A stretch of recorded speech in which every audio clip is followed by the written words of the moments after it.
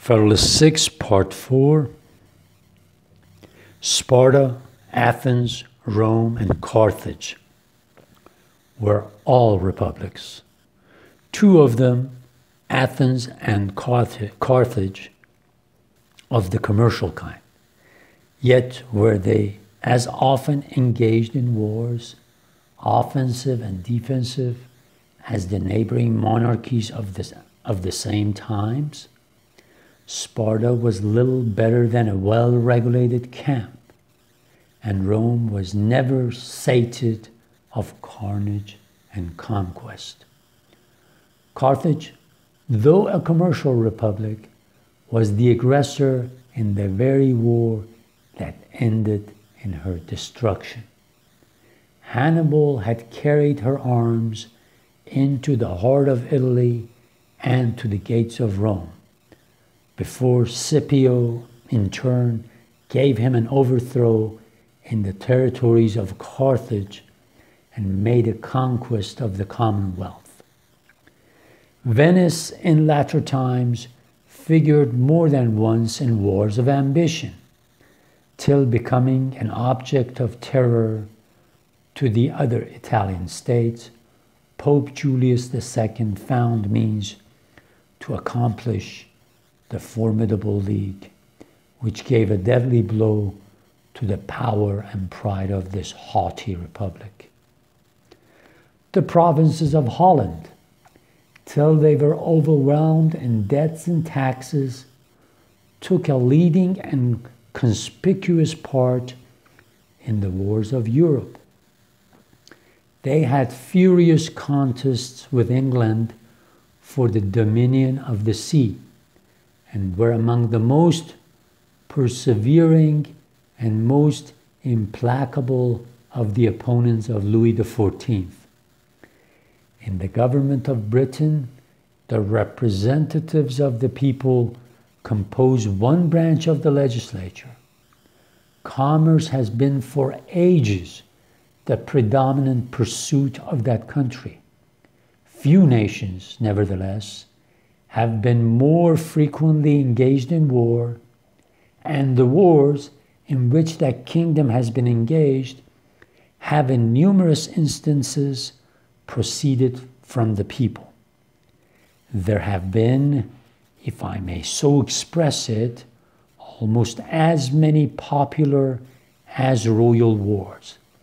The cries of the nation and the importunities of their representatives have, upon various occasions, dragged their monarchs into war or continued them in it, contrary to their inclination and sometimes contrary to the real interest of the state. In the memorable struggle for superiority between the rival houses of Austria and Bourbon, which so long kept Europe in a flame, it is well known that the antipathies of English against the French, seconding the ambition or rather the avarice of a favorite leader, protracted the war beyond the limits marked out by sound policy and for a considerable time in opposition to the views of the court. The wars of these two last mentioned nations have in great measure grown out of commercial considerations. The desire of supplanting and the fear of being supplanted, either in particular branches of traffic or in the general advantages of trade and navigation, and sometimes even the more culpable desire of sharing in the commerce of other nations without their consent. The last war but two between Britain and Spain sprang from the attempts of the English merchants to prosecute an illicit trade with the Spanish Main. These Spaniards, towards the subjects of Great Britain, these unjustified practices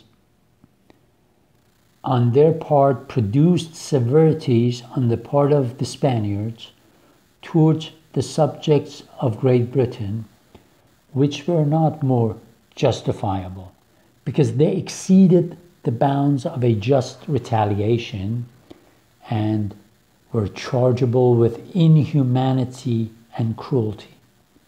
Many of the English who were taken on the Spanish coasts were sent to dig in the mines of Potosi, and by usual progress of a spirit of resentment, the innocent were often a while confounded with the guilty in indiscriminate punishment. The complaints of merchants kindled a violent flame throughout the nation, which soon after broke out in the House of Commons and was communicated from that body to the ministry.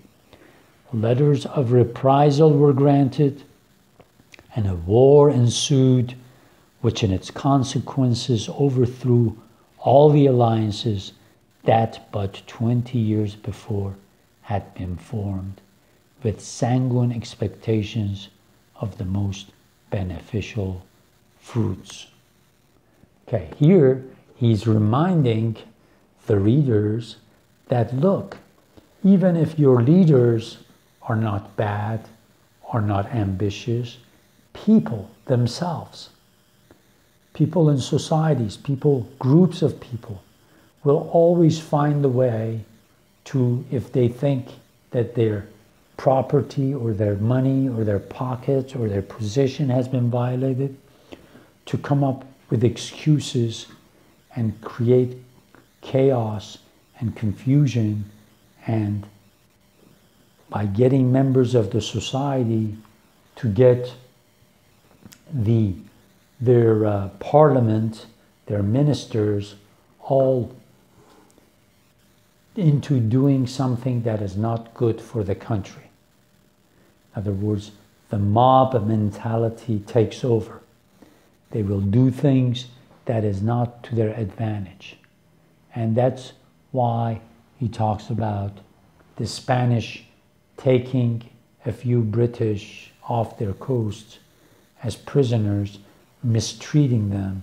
And then when people heard about it, they wanted the English Navy, they wanted the king to punish Spain severely, and that led into something really bad. So he says sometimes, even if the leaders are okay, you cannot trust the people. So he's very realistic about these things. خب همیلتون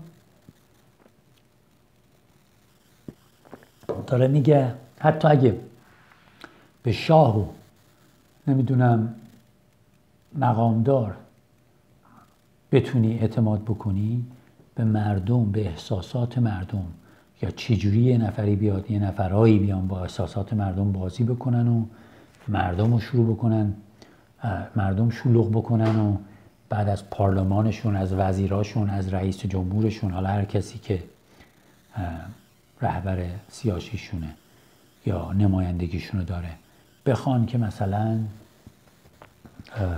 کاسه داغ‌تر از آش بشن و کارهایی رو بکنن که به منفعت کشور نیست. و خیلی وقتا ما دیدیم میگه که واقعا اونایی که شاه یا وزیر یا حتی منتخبای مردم عاقلانه تصمیم نمیگیرن، گول همین مردم رو میخورن و بلایی به سر کشورشون میارن به دلیل اینکه چه جنگ بی خودی را انداختن. میگه اینا رو یادتون نره. همش داره میگه متحد نشیم، یه 13 تا ایالت بشه، 13 تا کشور یا چند تا کنفدراسیون از توش در بیاریم. همیشه یه آدمایی هستن که به خاطر اینکه قدرت دستشون اومده و میخوان یک تازی بکنن، شر درست میکنن. پس ما میگه ما بایستیم بیایم و متحد باشیم و بعدش هم که توی مقاله‌های دیگه میگه ما چه فرمولای ریختیم که مطمئن بشیم این سیستم پایدار و آزاد بمونه. خب حالا میریم قسمت 5 فدرالیست 6.